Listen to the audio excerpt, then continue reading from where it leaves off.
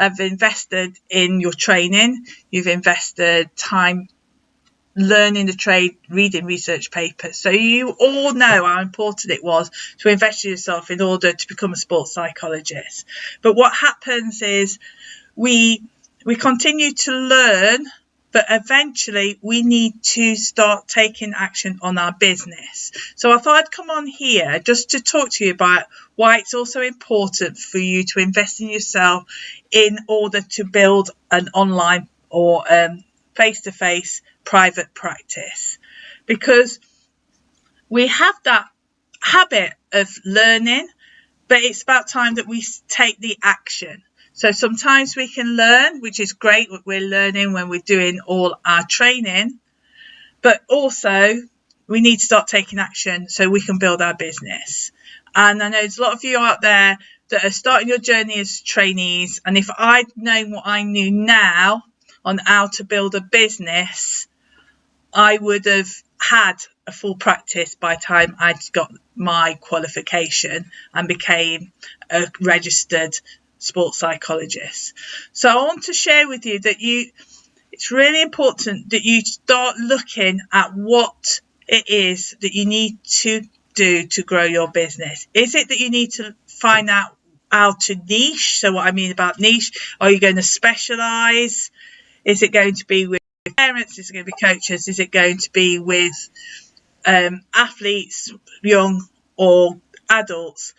Start thinking about this right as soon as you can. If you are halfway through the process, this will give you the opportunity to see what you enjoy doing, because the whole aspect of the qualification is that you can get to see, do you like working with individuals? Do you like working with teams? Is there a particular niche that you particularly like? So for me, when I was going through my training, I did a lot of work with cricketers and footballers, but I knew that wasn't what I wanted to do. And I did that to get that experience of group work and teams, so that anyone ever came to me to work with teams, I know I have that experience. But for me, it was very much those individuals and close sports that really felt aligned with what I wanted to do.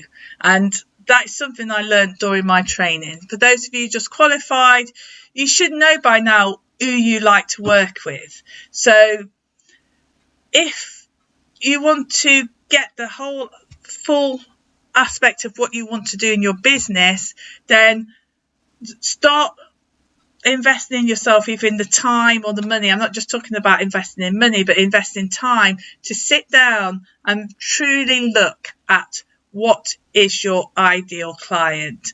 Find out what they do, what you can help them with, what their struggles are. Get that right, and your marketing will get so much easier. I've done a lot of investment in a number of areas, but one thing that is really beneficial for me is getting involved in challenges. So there's free challenges all over Facebook. Pick the ones you want. I'm going to do a challenge. Get yourself a client challenge in the next few weeks. So this will be in the group just for this one time only. After that, it will be in a pop-up group. But just so that you can start thinking about who your ideal client is. Your mindset. A lot of us work with people. We know the importance of mindset. But have you ever thought about how your mindset affects your business? And it's so important to just invest time in self-development so that you understand what's going on for you, because there's lots of money mindsets out there that we struggle with. Imposter syndrome, I'm not good enough. And I've worked a lot over the last 2 years on that self-belief. And even now I do get that imposter syndrome. I can't do this. I've never worked with somebody with the yips, although I work with people with mental blocks all the time. So I know a little bit about it. I can go out and research it. But we all have that imposter syndrome. I can't work with that person because I feel that I don't have that knowledge. You don't need that knowledge. You just need to know that you can do that. And also, just think about where you want to go. Do you want to go on Instagram? Do you want to go on Facebook? Do you want to work in LinkedIn if you are working with coaches? And really focus on how you can market yourself on there, and think about where you want your business to go. So if it's online, you really need to have that online presence. I find, because I work a lot with parents, Facebook works for me. I am going to go beyond that and start working with coaches. So I will build my LinkedIn to that area, which is something that I'm going to do in the future. And I'm also going to be delivering a podcast in the spring, because I feel that that's a way for me to get to my audience, because there are lots of parents that are sat in the car all the time because they're waiting for training, they're waiting in competitions, they spend a lot of time hanging around. So I'm now in a membership group that I've paid for to invest in learning how to do a podcast, because if I'm going to do a podcast, I'm going to do it properly, and I'm going to put every effort in there to make sure it's professional and people get the value that they need. So I just thought I'd come on board just to talk about investing in yourself. If you've got any questions about the sort of things that you might want to learn and invest in, and I'm talking about time, then let me know. I'll let you know more about the challenge in the next week or two.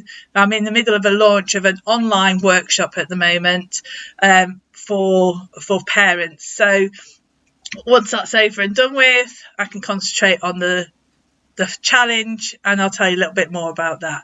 If you've got any questions, just pop it in the comments, and I'll try and answer them to you, or just comment in the group. Tell me what it is that you want to know, because if you tell me what sort of topics that you want to be interested in, I can then start talking about them and give you more advice and suggestions. So that's me for now, and I shall speak to you shortly. Take care.